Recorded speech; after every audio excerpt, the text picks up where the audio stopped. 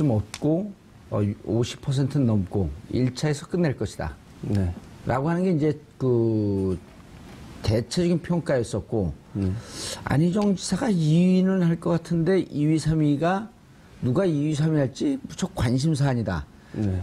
평론가들의 대체적인 흐름은 다 제대로 본 거예요. 그렇죠. 예. 그러니까 여론조사에 관련된 부분이 거의 다 맞았다고 보는 게 맞습니다. 뭐 일부에서는 여론조사가 틀리다, 뭐 신뢰할 수 없다라는 얘기를 하고 있는데 민주당 경선에서 나온 전국 득표율이라든지 이런 부분들은 거진 다 맞았거든요. 뭐 60%를 얻을 거다 이런 부분들도 다 맞았었고요. 그리고 지금 이번에 최종 경선에 관련된 득표율의 예상도 거진 맞은 걸로 봤을 때 관련된 부분이 어느 정도 예측대로 가지 않았냐 이렇게 보여지고요. 이제 문제는 조금 예상과 다르게 나온 부분이 아까 말씀드린 대로 2위와 3위.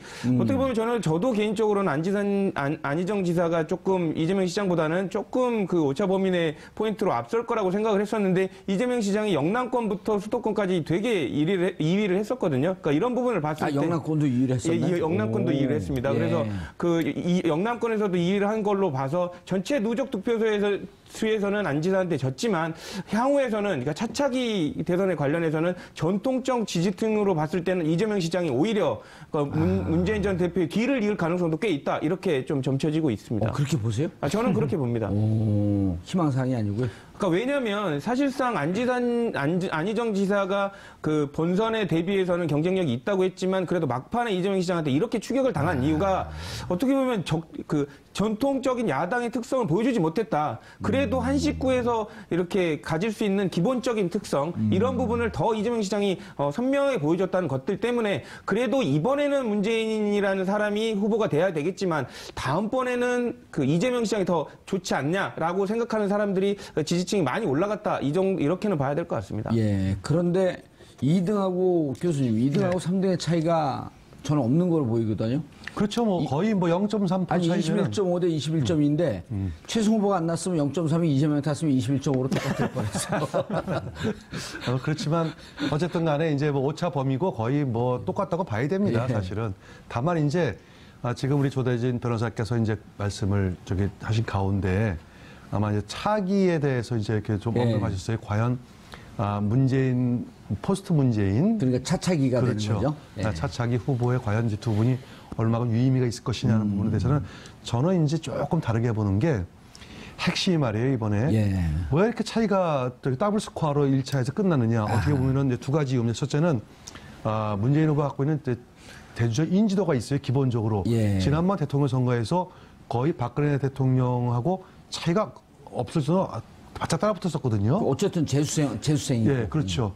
거기에 대한 거 있고, 두 번째는 혹시라도 하도 뭐 결선 투표제 해가지고 나오니까 결선 투표제하게 되면 어떤 예측할 수 없는 결과가 벌어질지 모르기 때문에 아예 아마 확고하게 지지층이 뭉쳤던 두 가지입니다. 그런데 안희정 지사나 이재명 시장이나 둘 다 중앙 정치의 경험이 별로 없으신 분들이에요. 그렇죠. 예, 핵심이 사실 말해서 대통령이 되기 위해서는 중앙 정치 무대에 일단은 발을 담궈야 됩니다. 그래야지 전반적인 것과 조직을 비롯해서 모든 것을 갖출 수가 있거든요. 우리나라 역대 대통령에서 중앙 정치를 거치지 않은 분은 한 분도 없어요. 이명박 시장 같은 경우도 그분이 시장하기 전에 국회의원 한 번 하셨죠. 중앙 정치 무대라고 하는 것은 국회의원 한번 거치는 그렇죠. 게 좋겠다. 예, 좋겠다. 아하. 저는 그렇게 생각합니다. 왜냐하면 이명박 대통령 같은 경우도 일단은 장점이 있어요. 하나는 세 가지 있겠죠. 하나는 이상득이라는 형이 바로 그 당시에 한나라당을 장악하고 있었다. 조직적으로. 그 다음에 두 번째 풍부한 자금이 있지 않습니까? 그 다음에 세 번째 청계천 효과가 이 세 가지가 어우러져 됐는데 불행하게도 안희정 지사하고 이재명 시장은 그와 같은 것들이 아직까지는 보여지지 않아요. 5년 뒤에 차차기를 노리려면 반드시 중앙 무대를 거쳐야만 그런 것들이 보완될 수 있는데 과연 이분들이 어떠한 선택을 할지 앞으로 5년 동안 더 지켜봐야 과연 차차기에 과연 이분들이 가느냐 안 가느냐 거기에 좀 갈림이 있을 겁니다. 알겠습니다. 자, 안희정, 이재명 지사와 시장을 얘기하기 앞서서 자, 이 두 분이 받은 표가 과연 본선에서 어디로 갈 거냐. 이것도 관전 포인트 아닌가요? 예. 두 후보의 역할까지 좀 연관지어서 봐야 될 것 같은데요.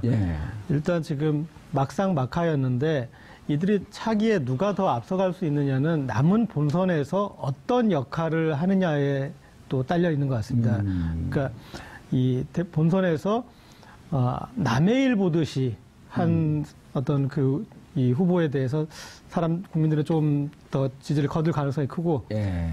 제1처럼 좀 더 나서는 그 후보에게 더 관심이 집중될 것 같아서, 그리고 아까 말씀하셨던 그들을 지지했던 어떤 지지자들이 얼마나 딸려올 것인가, 이것도 물론 그 후보가 그렇게 하는 역할에 따라서 다 오는 건 다 올 수는 없겠지만, 그래도 그 부분에 있어서는 후보의 예. 어느 정도 적극적이느냐에 따라 다를 것 같고, 특히 제가 봤을 때는 안희정 지사의 역할이 중요한 것 같습니다. 왜냐하면 이 당선 가능성이 이제 경선에서 이길 가능성이 떨어지면서 급격히 지지세가 빠지는 게 나타나지 않았습니까? 예. 그리고 그 지지세가 바로 안철수 전 대표에게 갔었는데, 그 남은 기간에도 아직까지 또 남아있는 것 같습니다. 이 기간 동안 얼마나 더 적극적으로 역할을 하느냐에 따라서 지켜내느냐, 그리고 거기에서 어떤 본인의 향후 정치적 가능성도 열릴 것 같습니다. 왜냐하면 상대적으로 이재명 시장의 지지세는 아까 말씀하셨다시피 견고하지 않습니까? 예. 그리고 전통적인 지지층이고, 그래서 앞으로 큰 변동이 없는 한 계속 유지될 가능성이 큰데, 이 안희정 지사의 지지세는 흩어질 가능성이 더 큽니다. 근데 그래서 본인의 어떤 그런 지지세도 모을 겸 좀 더 적극적인 역할이 요구되지 않나 싶습니다. 예. 통상적으로, 조 변호사님, 통상적으로 이제 여론조사 기관의 결과를 보게 되면 안희정 지사의 지지는 안철수 이제 후보가 되지 않았을 경우에 가상으로 해보면은 안희정 지사 지지하는 사람들을 2차 다시 조사해보면 안철수 쪽으로 제일 많이 가고, 그 다음에 문재인. 이렇게 나눠지거든요. 나머지 이제 좀 흩어지고. 근데 이제 반면에 이재명 시장의 지지층은 60% 정도가 문재인 후보한테 오고, 네. 안철수 쪽한테는 좀 많이 안 가고, 아마 이제 전통적인 지지층이기 때문에 그럴 것 같은데요. 실질적으로 이런 것도 중요하지 않나요? 끝나고 나면, 떨어진 후보들에게 무슨 공동선대위원장을 맡긴다든지. 네. 그런데 안 주지 않을까요? 안 줄 것 같은 느낌이. 그거는 뭐 제가 내부 관계자가 아니어서 모르겠습니다만은 어쨌든 지금 한번 전화해 보시면 안 될까요? 제가 번호를 몰라서요. 어쨌든 내부적으로는 그런 논의가 있을 것 같습니다. 예. 왜냐하면 지금 되게 흥행도 했었고 경선 자체가 예. 서로 이제 뭐 어떻게 보면 좀 각이 서는 얘기도 하지 않았습니까? 무엇보다도 안희정 지사 측에서는 문재인 전 대표를 싫어하는, 그리고 예. 선택을 안 할 것 같은 사람들도 지금 많이 지지 세력에 들어와 있거든요. 예. 그러니까 그 문재인 전 대표의 그 단점으로 지적됐던 부분이 확장성 아니었습니까? 이런 부분을 보완하려면 안희정 지사 측을 적극적으로 끌어안는 모습을 보여야 되는데, 아마 그 일환으로 관련된 중책을 맡기지 않을까 싶고요. 그러니까 이런 부분에 있어서는 문재인 전 대표 측의 노력만이 아니라 안희정 지사 측에서도 이런 적극성을 좀 보여줘야 된다고 생각합니다. 예. 왜냐하면 본인이 지금 이번만이 선거가 끝이 아니지 않습니까? 다음번 차차기를 또 노려야 되는데, 예. 만약에 이번에 안희정 지사께서 문재인 전 대표에 관련된 부분을 어물쩍 미지근하게 도와주는 모습을 보이게 되면 민주당 지지층이 또 실망을 할 수 있게 되거든요. 예. 그러니까 이런 부분들은 예전에 또 학습을 통해서 아마 보셨을 겁니다. 예전에 그 안철수 후보가 문재인 전 대표를 적극적으로 지지하지 않는 듯한 모습 때문에 실망해서 조금 안철수 후보에 관련된 부분을 철회하신 분이 많았었거든요. 그러니까 이런 부분을 볼 때 다음번 대통령 선거를 생각한다면 본인에 관련된 역량을 총동원해서 문재인 후보에 관련된 당선을 압도적으로 이끄는 게 본인의 정치적인 미래를 위해서도 도움이 된다라고 생각을 할 겁니다. 예. 이경수 교수님, 뭐 정보를 들은 게 있으신 것 같은데. 정보를 들은 게 아니고요. 예. 지금 저희가 이제 사전에 알아둬야 될 게 있어요. 예. 이재명 지사나 안희정 시장, 제가 거꾸로 얘기했네요. 이재명 시장, 안희정 지사. 맞습니다.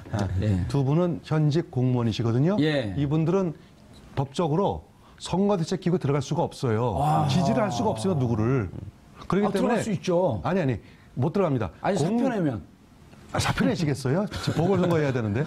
그건 아니고, 그래서 현실적으로 두 분은 선대기구에 모시고 싶어도 모실 수가 없는 입장입니다. 예. 그렇기 때문에 공은 누가 해야 되냐면 문재인 후보가 공을 떠안은 거예요. 두 분을 어떻게 할 수가 없으니까. 예. 예를 들어가지고 좀 상당히 경선 기간 중에서 상당히 뭐 껄끄러웠던, 예를 들어가지고 박영선 의원.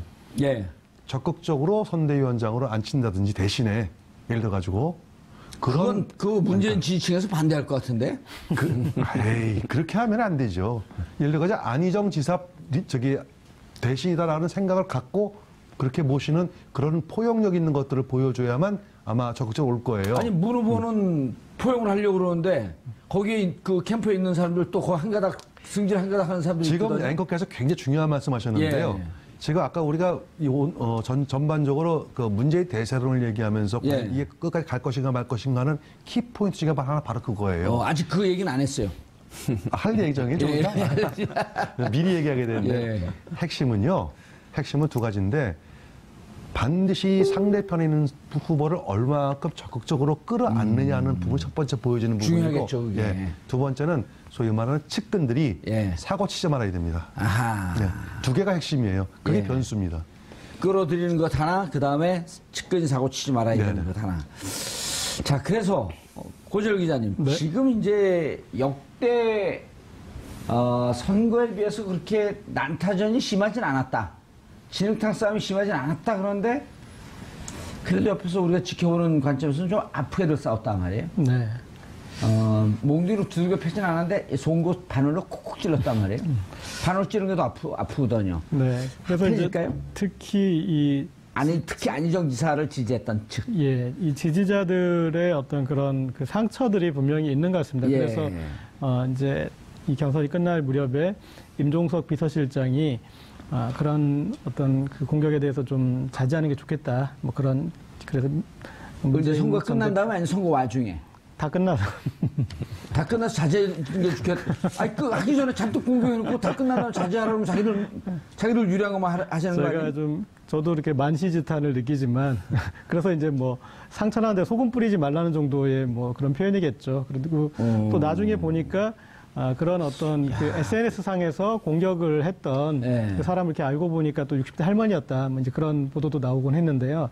그런 것들을 사실은 그 전에 충분히 어느 정도 이렇게 좀 뭐랄까 통제라는 좀 표현은 그렇지만 자제 요청을 할 수 있거든요. 심지어 요새는 아이돌 팬클럽들도 그렇게 하는 게 오빠한테 도움이 안 된다. 그러면 바로 한나절 만에 진압이 돼요. 네. 오빠한테 도움 안 된다, 누나한테 도움 안 된다. 예.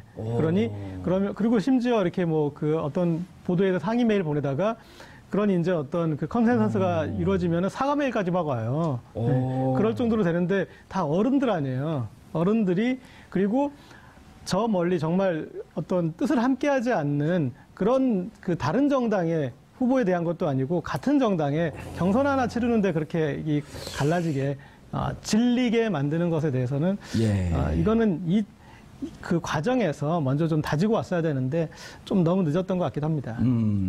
조대진 그 변호사님 아까 이제 당위를 얘기했는데 현실은 그렇게 녹록치가 않단 말이에요.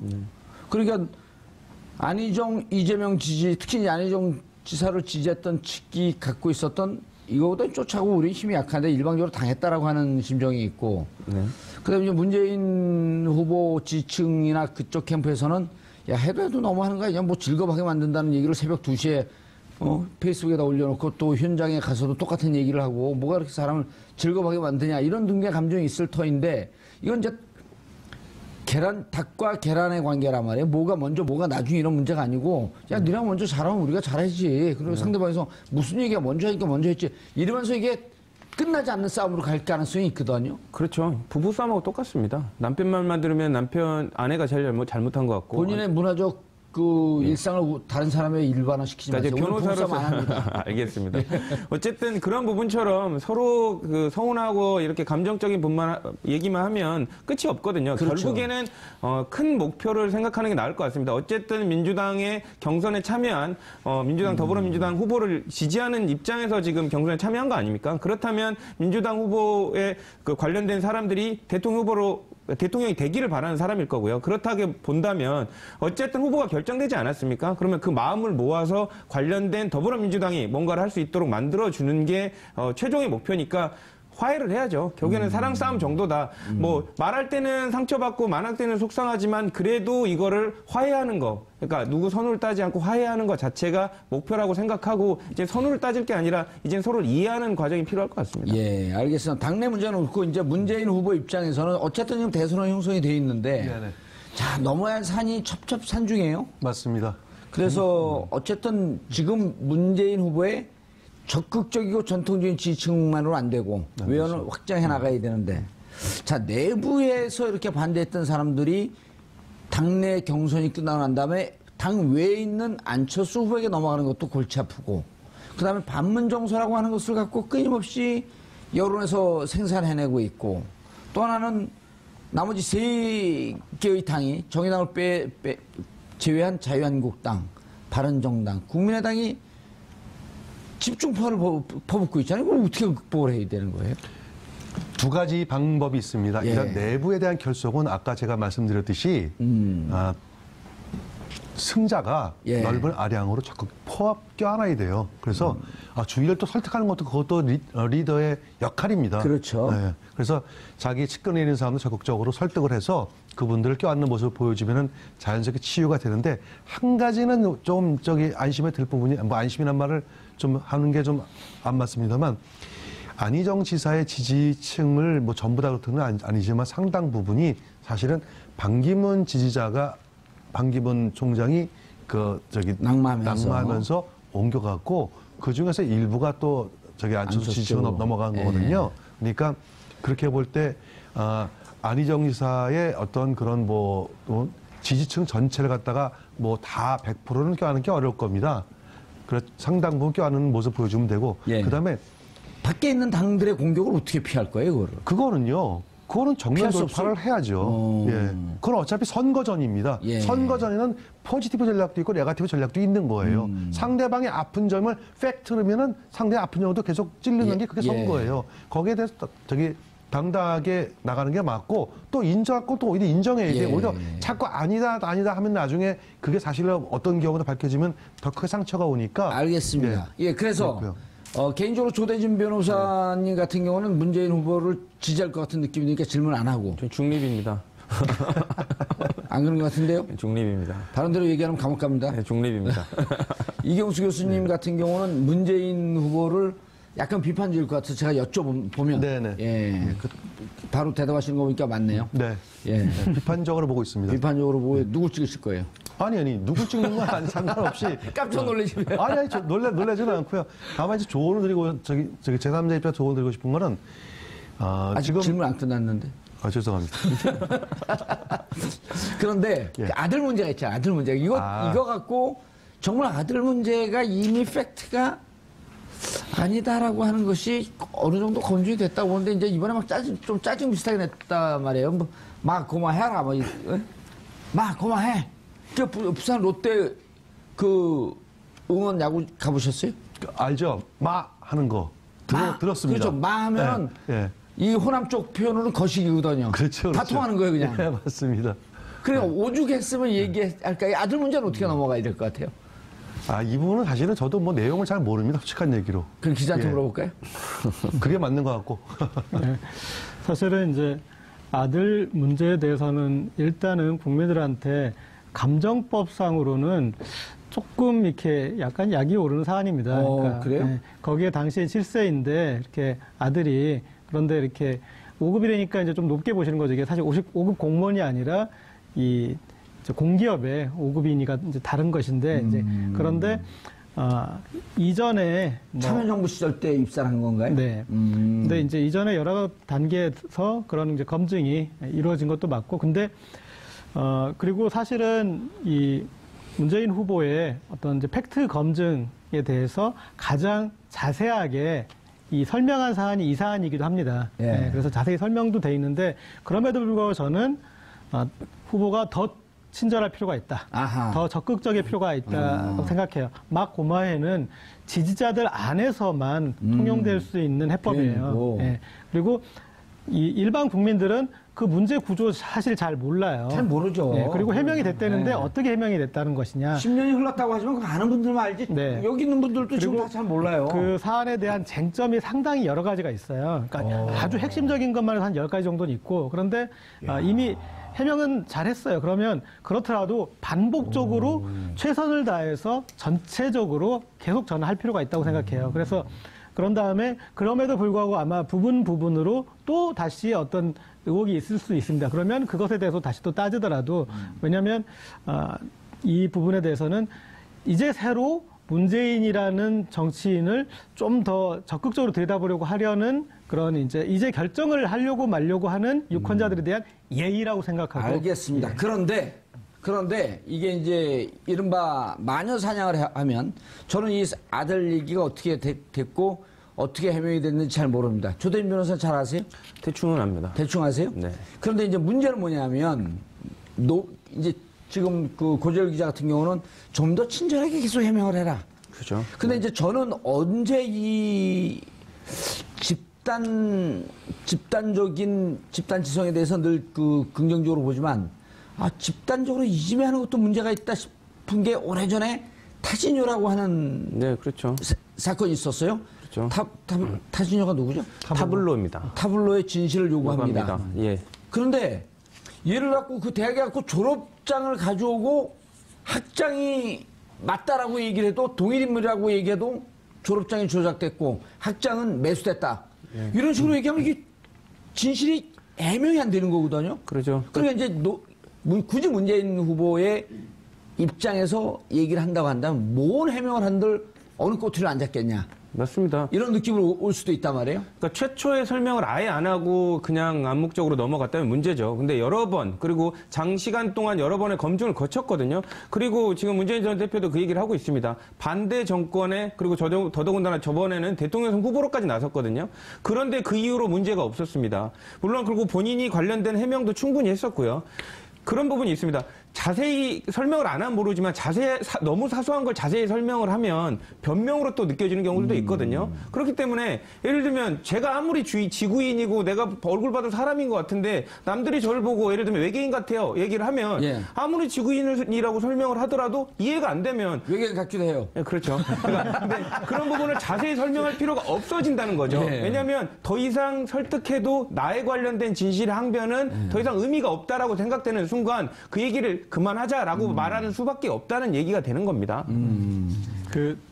이 문재인 후보를 지난 2012년 대선 때 보니까 어떤 측면이 있냐면요. 예. 이 대선은 나의 일이고 가족이 같이 대선을 치르는 건 아니다라는 생각이 있어요. 그러니까 부인까지는 같이 이제 정치 영역으로 오지만 자녀들이 내 대선 때문에 영향을 받을 필요는 없다. 그러니까 자녀를 끌어들이는 데 대해서 제가 봤을 때 좀 소극적이더라고요. 2012년 보통 부모들이 네. 자기가 국회의원 되고 대통령 되기 위해서 자식이 집에서 싫다 그래도 막 두들겨 패고 끌고 나왔고 선거운동을 시키는데 경선 과정에 보면 안희정 네. 지사 이렇게 이제 그 아들도 나왔던데 네. 요즘은 이제 오히려 그 자녀들이 더 화제가 되기도 하고 그렇죠. 이렇게 이제 그게 좀 더 이제 적극적으로 그리고 사실 선거 운동 과정에서 보면은 그런 이제 직계 좀비 속이 유리하기 때문에 그러니까 다른 선거 운동원 쓰는 기간까지 전에 가족이 할 여지가 더 많아서 이제 그런 부분이 있는데 거기에 되게 소극적이더라고요. 이를테면은 사실은 2012년에 박근혜 전 대통령과 경쟁할 때 어떤 가족 사진이 노출되면서 가장으로서의 모습이 보면서 되게 유리했을 거예요. 그런데 문재인 후보 같은 경우 당시에 대한민국 남자 이런 식으로 이렇게 어떤 선거 슬로건을 갔었어요. 근데 그러면은 이거는 오히려 좀 문제. 대한민국 아빠 그랬을 때 정서하고 그렇죠. 다르거든요. 여성분들한테 또 그래갖고 비판을 받았잖아요. 네, 대한민국 남자는 괜히 한 일이 돼버리고 바로 넣었어요. 그렇지만 대한민국 아빠라고 했을 때는 그러면 박근혜 후보는 대한민국 엄마라고 말을 못 하거든요. 뒤에 가족이 없으니까. 그렇지. 이를테면. 네, 그렇게 해서 가족들을 뭔가 끌어들이는, 이 가족을 건사하면서 어떤 이런 이제 안정감을 줄 수 있었는데 그런 걸 전혀 안 했어요. 그러니까 본인이 되게 유리하게 쓸 수 있는 카드를 쓰지 않았었는데 그래서 지금도 보면은 이 아들이 전면에 들어서는 그런 모습을 보이지 않고 있는데 제가 봤을 때는 오히려 이 문제에 적극적일 필요가 있다. 노무현 대통령 트라우마 때문에 그러지 않을까요? 뭐 그런 부분도 있는데 예. 근데 재밌는 게 이 아들에 대해서 사람들이 궁금해졌잖아요. 예. 그리고 이제 어떤 그 공모전에서 그런 이 주목받은 작품이 있어서 이제 그렇게 됐다 그래가지고 그 공모전 작품을 유튜브에서 이제 사람들이 찾아봤는데 뜻밖의 반전이 있었어요. 오. 작품이 너무 좋은 거죠. 네, 그래서 그 작품에 대해서는 이거는 되게 대단하다. 그래서 상당히 검색해 보시면은 예. 그 작품에 대해서는 반응이 좋아요. 그래서 제가 봤을 때도 조금 더 친절하게 나올 필요가 있겠다. 적극적으로 나서서 그렇게 지금 이 문제로 깊이 들어가면은 그 부분에 어떤 쟁점이 된다면 이게 논란이 되는 사건이 돼버리는 거예요. 예. 그 프레임으로 가기 전에 제가 봤을 때는 어차피 나오게 됩니다, 아들이. 근데 빨리 초기에 나와버리는 게 더 나을 수도 있다. 알겠습니다. 이게 정치를 하다 보면 보통 정치인 아들 자식들이 한 90% 이상이 다 똑똑하게 다 스카이 대학을 가요. 그래서 저는 우리 아들한테 너무 고마운 게 우리 아들은 그 전국적 외연을 확장하기 위해서 대전에 있는 대학을 갔어요. 배제대학. 네, 좋죠. 아주 훌륭해요. 공부를 못하는 게 너무 고마운 거야, 이럴 때는. 그거 굉장히 아들에 대한 디스고 배제대학에 대한 디스예요. 아니에요. 3등급보단 떨어져요. 그건 분명 팩트예요. 그걸 전 배제대학을 자랑스럽게 생각해요. 그 공부 3등급보다 못해서 거기 들어갔는데 그 학교 들어와서 너무 좋아했는데 이 아들들은 능력이 뛰어나갖고 막 좋은 기업에 들어가니까 늘 이게 문제가 되는 것 같아요. 이 방송을 빌어서 아들한테 고맙다는 말. 아니 그런데 정말 이게 한 10년 동안 이렇게 물고 늘어지면 골치 아플 거예요.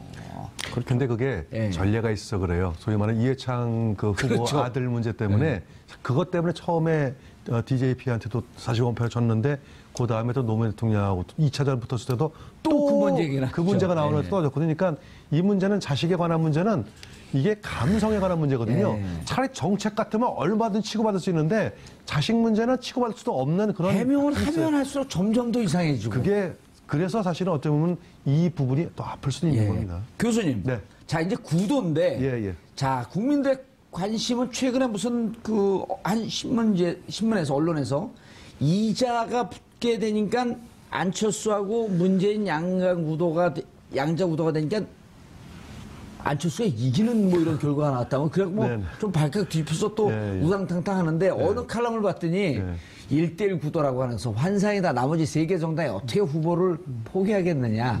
그리고 3개 정당은 다 보수 정당이고 하나만 빼놓고요. 근데 이제 오자고도 관계도 보니까 서로 간에 지금 후보들끼리 이제 이 공격하기 시작을 했어요. 네. 절대 단일화가 되지 않을 것 같은 구도로 보이는데 어떻게 보세요?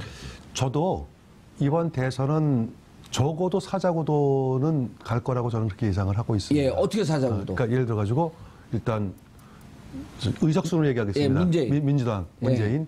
그 다음에 안철수. 자유한국당의 의석순으로. 예, 의석수. 자유한국당의 홍준표. 예. 그 다음에 이제 안철수. 그 다음에 유승민. 정의당의 아니요, 유승민 빠지고요. 유승민 의석수는 4번째인데.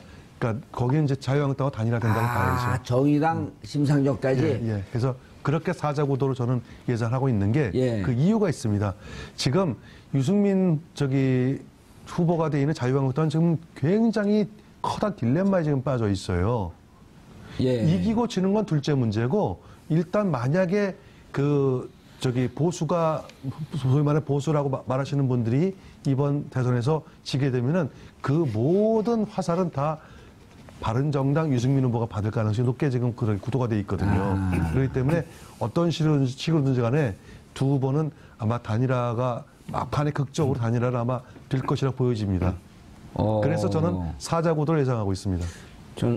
저는 간단히 좀 말씀을 드리면 아까 여론조사 관련된 말씀하시지 않았습니까? 근데 이런 여론조사가 왜 나온지를 잘 모르겠습니다. 이제 정치도 현실 가능성을 전제로 해가지고 여론조사도 해야 되는데 불필요한 여론조사가 너무 많은 것 같습니다. 예를 들면 이거는 그거거든요.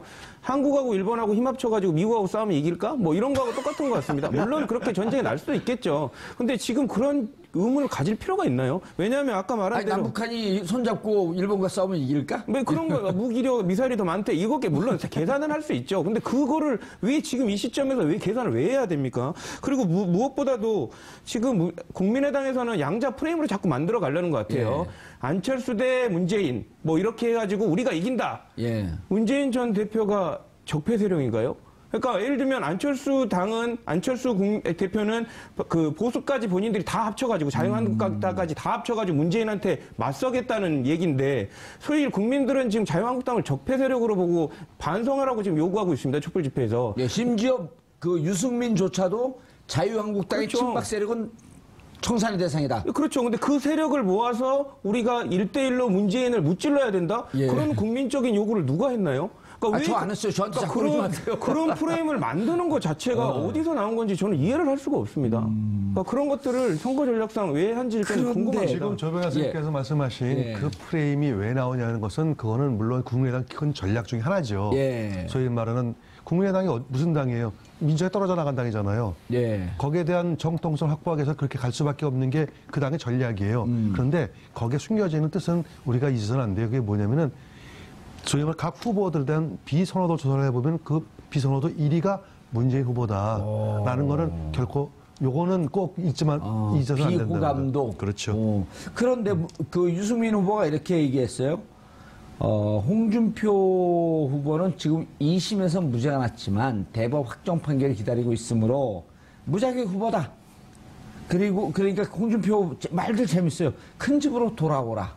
그래서 이것을 또 이제 정치평론가들이 이렇게 얘기했어요. 홍준표 후보가 내세우고 있는 전략은 흡수 통합설. 그러니까 이제 유승민 후보가 또 뭐라 했냐, 대구에 가서 누가 보수의 적자인지 판단할 것이다. 자연 선택설.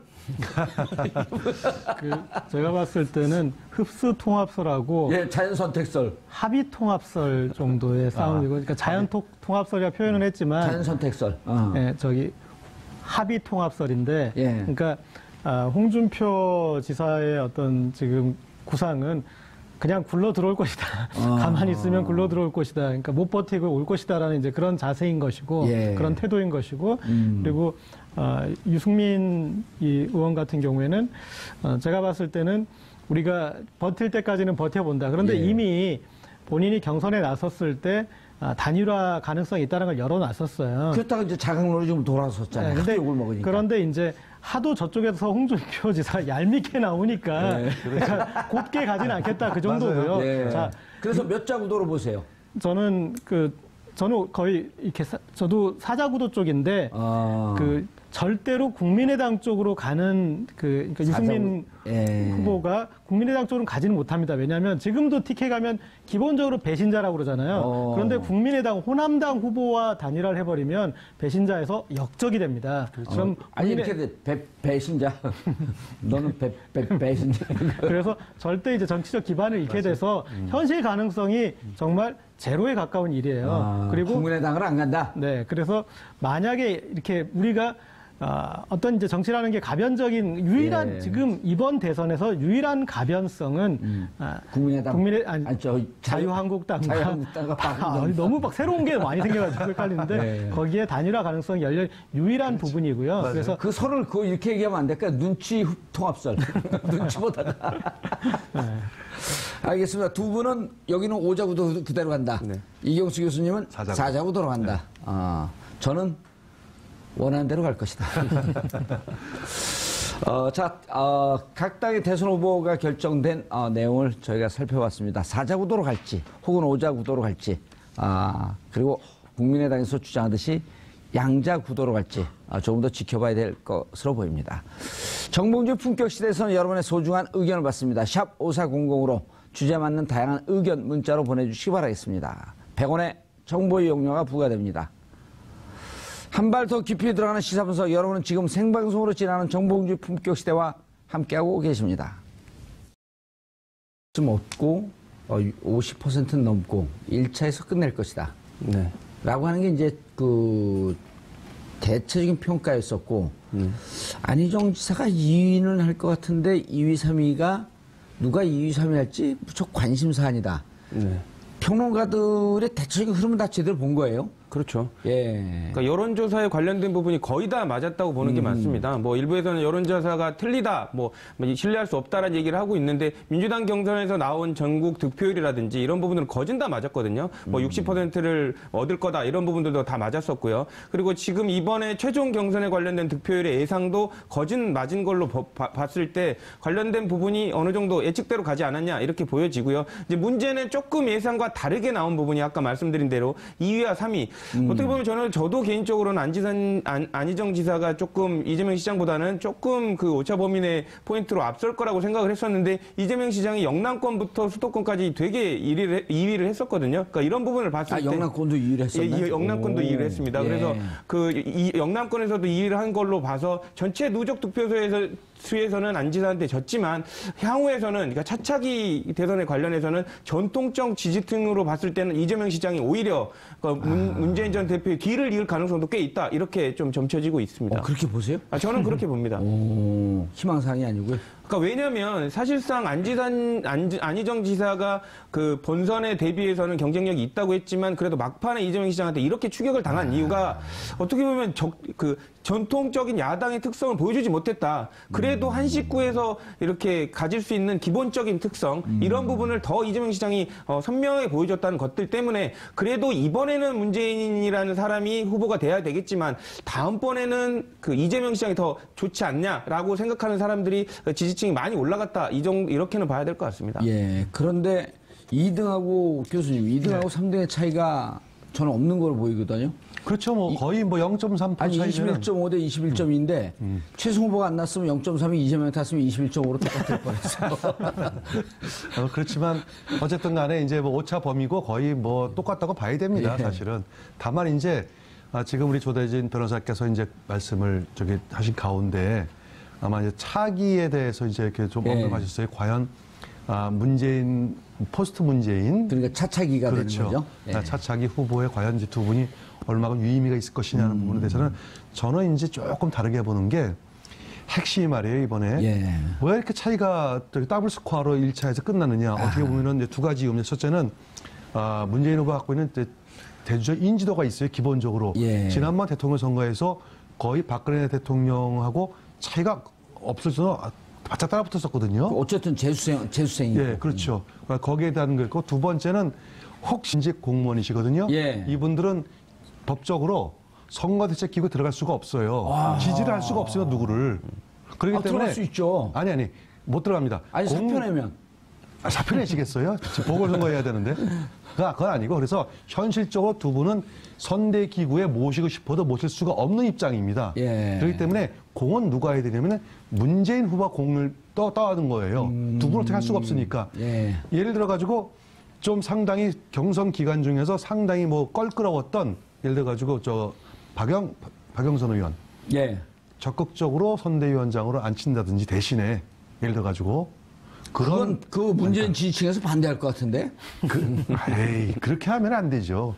예를 들어서 안희정 지사 대신이다라는 생각을 갖고 그렇게 모시는 그런 포용력 있는 것들을 보여줘야만 아마 적극적으로 올 거예요. 아니 문 후보는 포용을 하려고 그러는데 거기 그 캠프에 있는 사람들 또 거기 한가닥 승질 한가닥 하는 사람들이 지금 있거든요. 앵커께서 굉장히 중요한 말씀하셨는데요. 예. 지금 아까 우리가 전반적으로 그 문재인 대세론을 얘기하면서 예. 이게 끝까지 갈 것인가 말 것인가는 키포인트 중에 하나 바로 그거예요. 아직 그 얘기는 안 했어요. 할 얘기정이죠.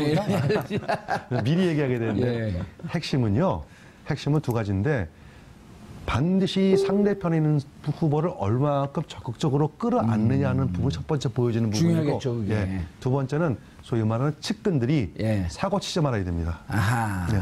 두 개가 핵심이에요. 그게 예. 변수입니다. 끌어들이는 것 하나, 그 다음에 측근이 사고 치지 말아야 되는 네네. 것 하나. 자, 그래서 고재열 기자님, 네. 지금 이제 역대 선거에 비해서 그렇게 난타전이 심하진 않았다. 진흙탕 싸움이 심하진 않았다. 그런데 그래도 옆에서 우리가 지켜보는 관점에서는 좀 아프게들 싸웠단 말이에요. 네.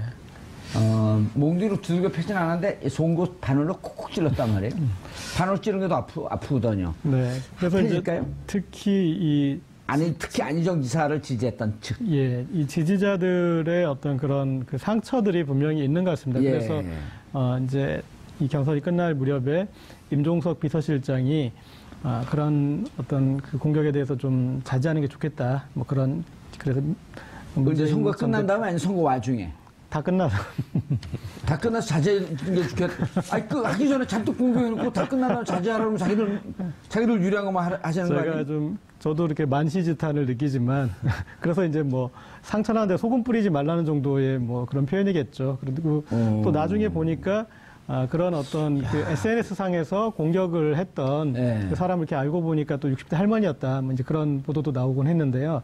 그런 것들을 사실은 그 전에 충분히 어느 정도 이렇게 좀 뭐랄까 통제라는 좀 표현은 그렇지만 자제 요청을 할 수 있거든요. 혹시라도 하도 뭐 결선투표제 해가지고 뭐 저기 나오니까 결선투표제하게 되면 어떤 예측할 수 없는 결과가 벌어질지 모르기 때문에 아예 아마 확고하게 지지층이 뭉쳤던 두 가지입니다. 그런데 안희정 지사나 이재명 시장이나 둘 다 중앙 정치의 경험이 별로 없으신 분들이에요. 그렇죠. 예. 핵심이 예. 다시 말해서 대통령이 되기 위해서는 중앙 정치 무대에 일단은 발을 담가야 됩니다. 그래야지 전반적인 것과 조직을 비롯해서 모든 것을 갖출 수가 있거든요. 우리나라 역대 대통령 중에서 중앙 정치를 거치지 않은 분은 한 분도 없어요. 이명박 시장 같은 경우도 그분이 시장하기 전에 국회를 한 번 하셨죠. 아, 중앙정치 무대라고 하는 것은 국회의원 한번 거치는 그렇죠. 게 좋겠다. 예, 좋겠다. 아하. 저는 그렇게 생각합니다. 왜냐하면 이명박 대통령 같은 경우도 일단은 장점이 있어요. 하나는 아무튼 세 가지 있겠죠. 하나는 이상득이라는 형이 바로 그 당시에 한나라당을 장악하고 있었다. 조직적으로. 예. 그 다음에 두 번째 풍부한 자금이 있지 않습니까? 그 다음에 세 번째 청계천 효과가 이 세 가지가 어우러져 됐는데 불행하게도 안희정 지사하고 이재명 시장은 그와 같은 것들이 아직까지는 보여지지 않아요. 5년 뒤에 차차기를 노리려면 반드시 중앙 무대를 거쳐야만 그런 것들이 보완될 수 있는데 과연 이분들이 어떠한 선택을 할지 앞으로 5년 동안 더 지켜봐야 과연 차차기에 과연 이분들이 가느냐 안 가느냐 거기에 좀 갈림이 있을 겁니다. 알겠습니다. 자, 안희정, 이재명 이 지사와 시장을 얘기하기 앞서서 네. 참, 이 두 분이 받은 표가 과연 본선에서 어디로 갈 거냐. 이것도 관전 포인트 아닌가요? 예. 두 후보의 역할까지 좀 연관지어서 봐야 될 것 같은데요. 예. 일단 지금 막상 막하였는데 이들이 차기에 누가 더 앞서갈 수 있느냐는 남은 본선에서 어떤 역할을 하느냐에 또 딸려 있는 것 같습니다. 그러니까 이 본선에서 남의 일 보듯이 한 어떤 이 후보에 대해서 국민들은 좀 더 지지를 거둘 가능성이 크고, 제 일처럼 좀 더 나서는 그 후보에게 더 관심이 집중될 것 같아서, 그리고 아까 말씀하셨던 그들을 지지했던 어떤 지지자들이 얼마나 딸려올 것인가, 이것도 물론 그 후보가 그렇게 하는 역할에 따라서 다 오는 건 다 올 수는 없겠지만, 그래도 그 부분에 있어서는 후보에 어느 정도 적극적이느냐에 따라 다를 것 같고, 특히 제가 봤을 때는 안희정 지사의 역할이 중요한 것 같습니다. 왜냐하면 이 당선 가능성이 이제 경선에 이길 가능성이 떨어지면서 급격히 지지세가 빠지는 게 나타나지 않았습니까? 그리고 그 지지세가 바로 안철수 전 대표에게 갔었는데 그 남은 기간에도 아직까지 또 남아있는 것 같습니다. 이 기간 동안 얼마나 더 적극적으로 역할을 하느냐에 따라서 지켜내느냐, 그리고 거기에서 어떤 본인의 향후 정치적 가능성도 열릴 것 같습니다. 왜냐하면 상대적으로 이재명 시장의 지지세는 아까 말씀하셨다시피 견고하지 않습니까? 그리고 전통적인 지지층이고, 그래서 앞으로 큰 변동이 없는 한 계속 유지될 가능성이 큰데 이 안희정 지사의 지지세는 흩어질 가능성이 더 큽니다. 근데 그래서 본인의 어떤 그런 지지세도 모을 겸 좀 더 적극적인 역할이 요구되지 않나 싶습니다.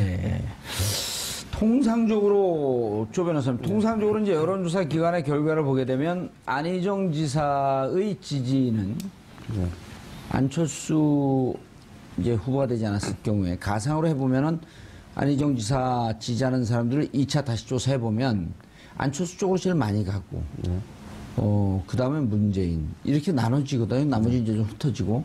근데 이제 반면에 이재명 시장의 지지층은 60% 정도가 문재인 후보한테 오고, 안철수 쪽한테는 좀 많이 안 가고, 아마 이제 전통적인 지지층이기 때문에 그럴 것 같은데요.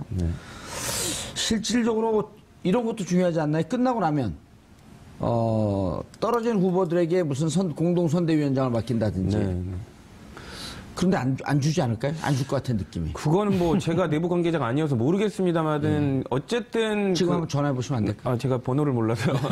어쨌든 내부적으로는 그런 논의가 있을 것 같습니다. 예. 왜냐하면 지금 되게 흥행도 했었고 경선 자체가 예. 서로 이제 뭐 어떻게 보면 좀 각이 서는 얘기도 하지 않았습니까? 무엇보다도 안희정 지사 측에서는 문재인 전 대표를 싫어하는 그리고 예. 선택을 안 할 것 같은 사람들도 지금 많이 지지 세력에 들어와 있거든요. 예. 그러니까 그 문재인 전 대표의 그 단점으로 지적됐던 부분이 확장성 아니었습니까? 이런 부분을 보완하려면 안희정 지사 측을 적극적으로 끌어안는 모습을 보여야 되는데 아마 그 일환으로 관련된 중책을 맡기지 않을까 싶고요. 그러니까 이런 부분에 있어서는 문재인 전 대표 측의 노력만이 아니라 안희정 지사 측에서도 이런 적극성을 좀 보여줘야 된다고 생각합니다. 예. 왜냐하면 본인이 지금 이번만이 선거가 끝이 아니지 않습니까? 다음번 차차기를 또 노려야 되는데 예. 만약에 이번에 안희정 지사께서 문재인 전 대표에 관련된 부분을 어물쩍 미지근하게 도와주는 모습을 보이게 되면 민주당 지지층이 또 실망을 할 수 있게 되거든요. 예. 그러니까 이런 부분들은 예전에 또 학습을 통해서 아마 보셨을 겁니다. 예전에 그 안철수 후보가 문재인 전 대표를 적극적으로 지지하지 않는 듯한 모습 때문에 실망해서 조금 안철수 후보에 관련된 부분을 철회하신 분이 많았었거든요. 그러니까 이런 부분을 볼 때 다음번 대통령 선거를 생각한다면 본인에 관련된 역량을 총동원해서 문재인 전 대표의 문재인 후보에 관련된 당선을 압도적으로 이끄는 게 본인의 정치적인 미래를 위해서도 도움이 된다라고 생각을 할 겁니다. 예. 이경수 교수님, 뭐 정보를 들은 게 있으신 것 같은데. 정보를 들은 게 아니고요. 예. 지금 저희가 이제 사전에 알아둬야 될 게 있어요. 예. 이재명 지사나 안희정 시장, 제가 거꾸로 얘기했네요. 이재명 시장, 안희정 지사. 맞습니다. 예. 두 분은 심지어 요새는 아이돌 팬클럽들도 그렇게 하는 게 오빠한테 도움이 안 된다. 그러면 바로 한나절 만에 진압이 돼요. 네. 오빠한테 도움 안 된다, 누나한테 도움 안 된다. 예. 그리고 심지어 이렇게 뭐 그 어떤 보도에서 상의 메일 보내다가 그런 이제 어떤 그 컨센서스가 이루어지면 사과 메일까지 막 와요. 네. 그럴 정도로 되는데 다 어른들 아니에요. 어른들이 그리고 저 멀리 정말 어떤 뜻을 함께하지 않는 그런 그 다른 정당의 후보에 대한 것도 아니고 같은 정당에 경선 하나 치르는데 그렇게 갈라지게 질리게 만드는 것에 대해서는 예. 이거는 그 과정에서 먼저 좀 다지고 왔어야 되는데 좀 너무 늦었던 것 같기도 합니다. 조대진 그 변호사님, 아까 이제 당위를 얘기했는데 현실은 그렇게 녹록치가 않단 말이에요.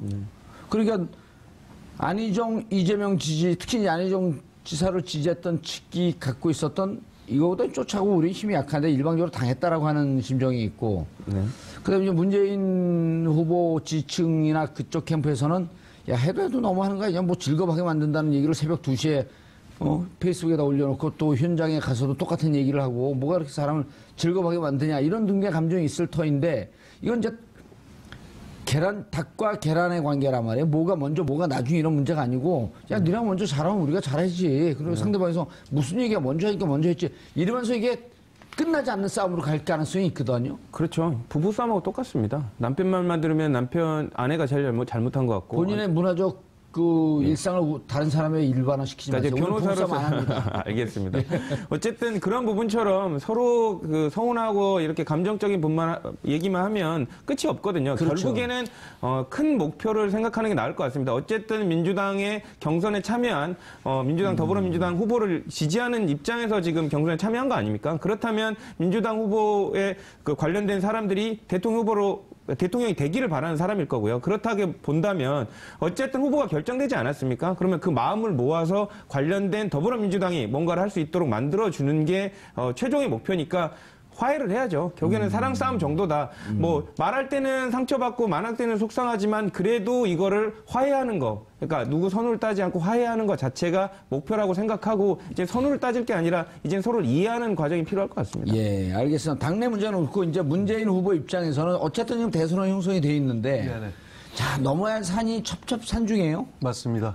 그래서 어쨌든 지금 문재인 후보의 적극적이고 전통적인 지지층만으로 안 되고 외연을 확장해 나가야 되는데 자, 내부에서 이렇게 반대했던 사람들이 당내 경선이 끝나고 난 다음에 당 외에 있는 안철수 후보에게 넘어가는 것도 골치 아프고 그다음에 반문정서라고 하는 것을 갖고 끊임없이 여론에서 생산해